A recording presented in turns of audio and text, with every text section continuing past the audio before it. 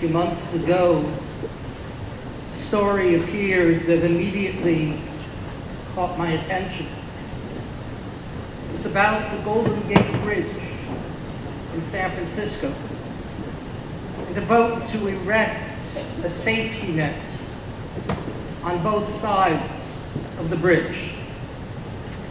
The net will preclude people jumping off the bridge to their death, as have more than 1,400 men and women, causing the Golden Gate to be known as the Bridge of Death. Being from San Francisco, I have crossed that bridge many times, and I think that most people would agree that it is a magnificent structure. But I think that most would also agree that it is virtually impossible to cross the bridge without thinking of those who have made that awful leap of despair into the ominous waters below. Yes, the truth is that for many people, life is terribly challenging and painful, and the only solution appears to put an end to the suffering. Yes, it might well be that some of the great heroes of life are here with us tonight. You who endure some of the painful challenges of life and go forth not so much because you find richness in life, but because you feel that you owe something to those who love you and to those who depend upon you. No, my personal heroes are no longer baseball players, nor even rich or influential people who do great things for other people. In truth, they are blessed to be able to do those things. And even as their motives are most often altruistic, still they gain much for themselves through the goodness that they perform for others. But what about those people both outside this tent and inside this tent, who live with all sorts of inner demons that rob life of joy and satisfaction? Those who live with constant bodily pain and illness. Those who live in emotional isolation. Those whose minds are filled with haunting thoughts and images that chase them from the time they awaken to the time they go to sleep. And sometimes even in their sleep. But you go on, day after day, with a degree of courage unknown to most of us. Yes, you are my heroes, for still you choose life over death. And still you persist in the challenge that is life. Am I speaking to just a few people who are here tonight?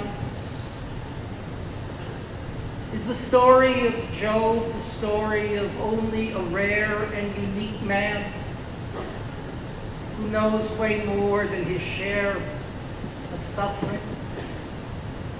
Or is it true that life is hard and painful for many more people than we might suspect. That Yiddish story that I've told before, perhaps it's told by so many and so often because it conveys a great truth. The rabbi asks everyone of the town to bring their bundle of troubles to the village square, to place the bundles into a big pile. And when he tells the people to go and pick the one that they want, after looking inside at the other bundles, all or most of the people, in fact, return with the one with which they came. And no, that is not to say that some people do not suffer worse than others. But it is to say that most of us carry something heavy on our shoulders and in our souls, and that we need a Yom Kippur to renew that slight glimmer of light within us, that no matter how heavy the burden, life is worth pursuing and living as best we can. Cancer, ALS, Parkinson's, depression, manic depression, OCD, loneliness, phobias, addictions. They're all here among us. And they are all horrible plagues that people endure. And we need a Yom Kippur to rediscover that ounce of strength or faith that will provide a renewed vision to choose life, even if the gift that is life is compromised and marred. Our Jewish heritage begins with Abraham, but also included Sarah and Isaac and Rebekah and Jacob and Rachel and Leah and Joseph. And the Torah relates that each of these personalities faced their own heavy struggles and challenges. Whether it was Abraham, who was so severely tested by God regarding the depth of his ideals, or Rebekah, who faced the anguish of being childless, or Jacob, who envisioned a ladder representing his capacity to grow and arise from a phony deceiver to a worthy patriarch, or Joseph, who struggled to overcome his self-centeredness. Yes, each of these personalities wrestled within themselves and wrestled with a God who could not truly be known or understood. Only to know that the name Israel or Yisrael literally means to wrestle or to struggle with God. So that challenge persists until this day. And no doubt, for many of us, we too struggle with a God who is characterized in our holy books as all-powerful and all-knowing and just and loving.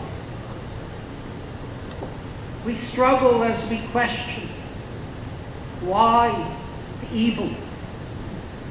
How could God permit such suffering to good and innocent people? Does God really exist?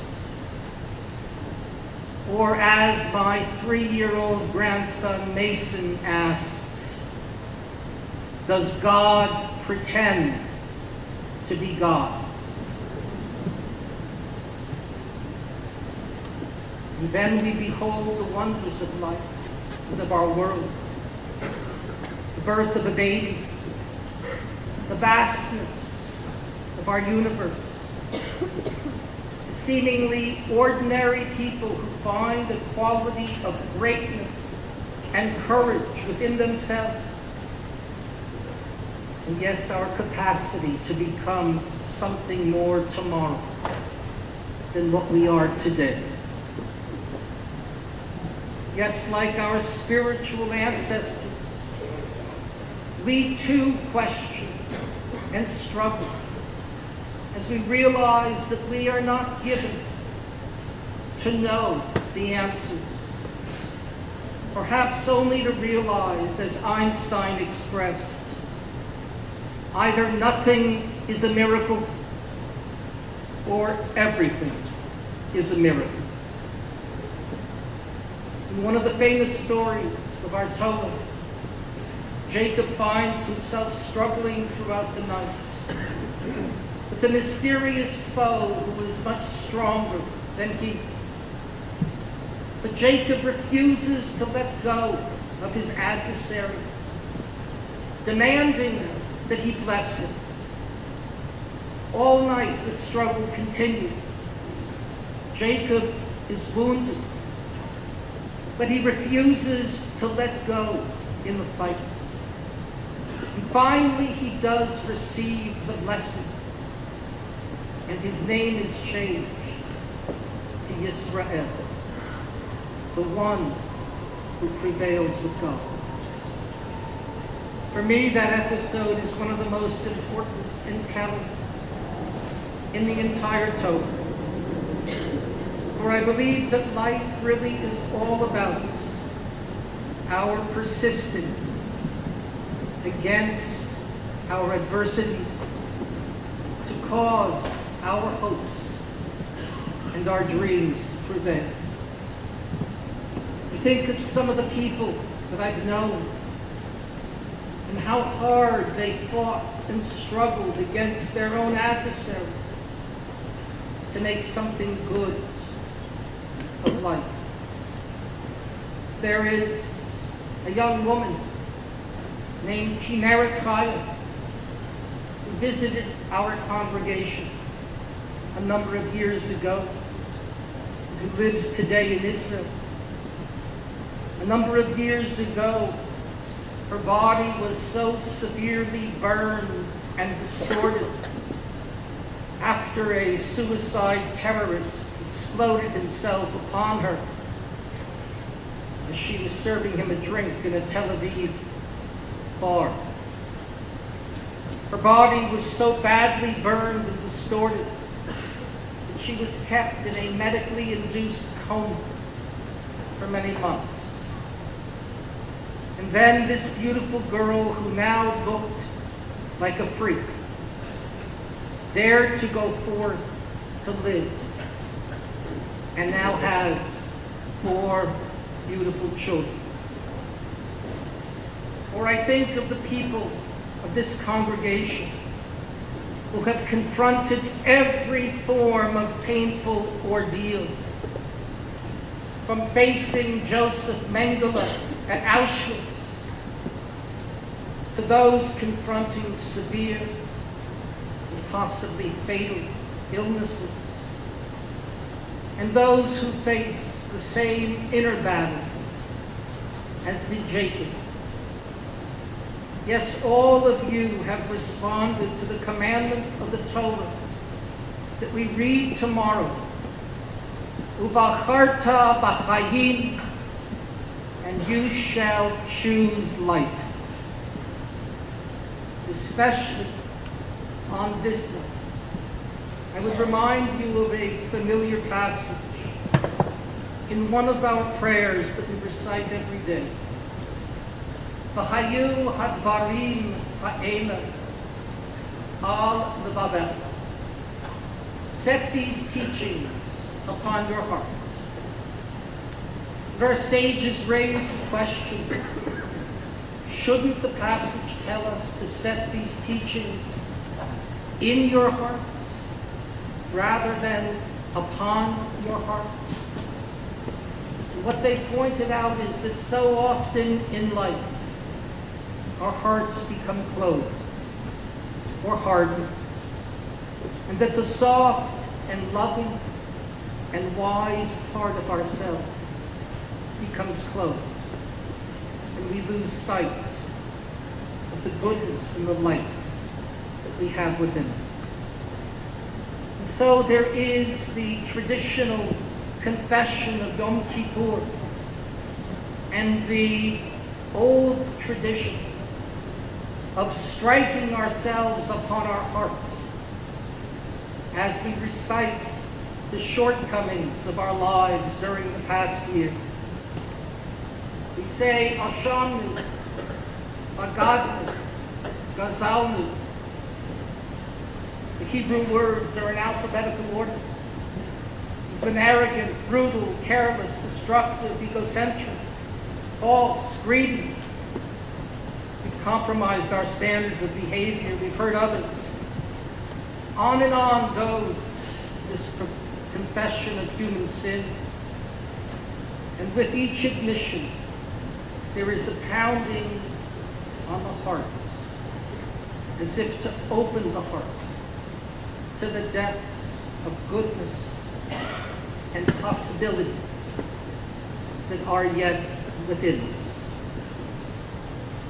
I began by speaking about a famous bridge, and I'd like to conclude by referring to a not-so-famous bridge, but one that has an important place in our tradition. There lived a great sage who observed that all of life is as the crossing of a narrow bridge, and that the most important thing in life is not to be afraid.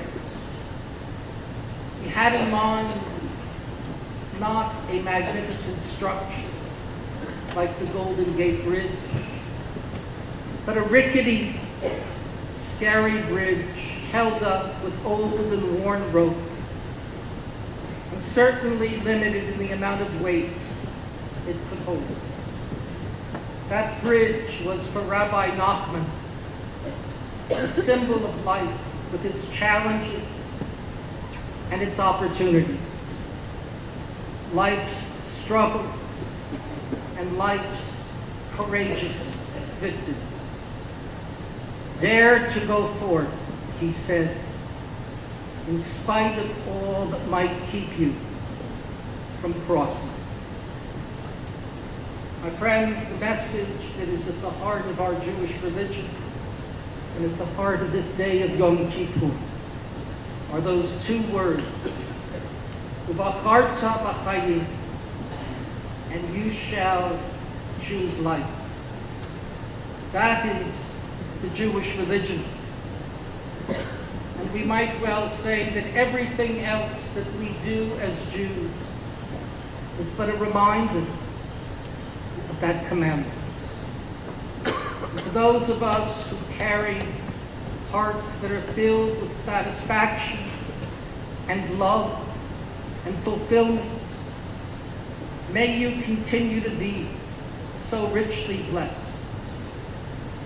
And for those whose hearts and souls are filled with pain and agony, I surely wish you the strength to persist in the battle for a life of meaning and purpose by reaching beyond yourself, even as your sense of joy might be very much compromised because of the pain you've experienced and still carry within you. Yes, for all of us, we need a Yom Kippur to remind us that life is both dear and so fragile. And so, the challenge for each of us to reach and wrestle and envision the blessing and the opportunity that is today and tomorrow.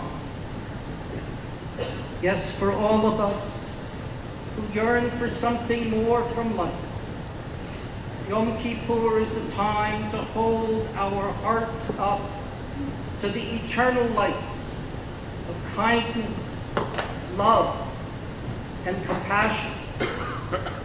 And if we can't quite penetrate our hearts, may we say a prayer and keep knocking on the door of our hearts.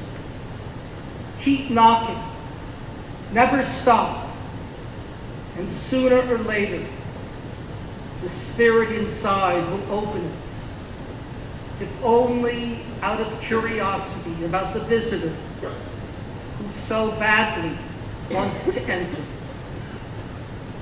V'acharta b'chayim. May we all choose life, whatever that may mean to each of us. God grant us strength and wisdom and vision, that we might cherish our days and gain us a heart of wisdom. Amen.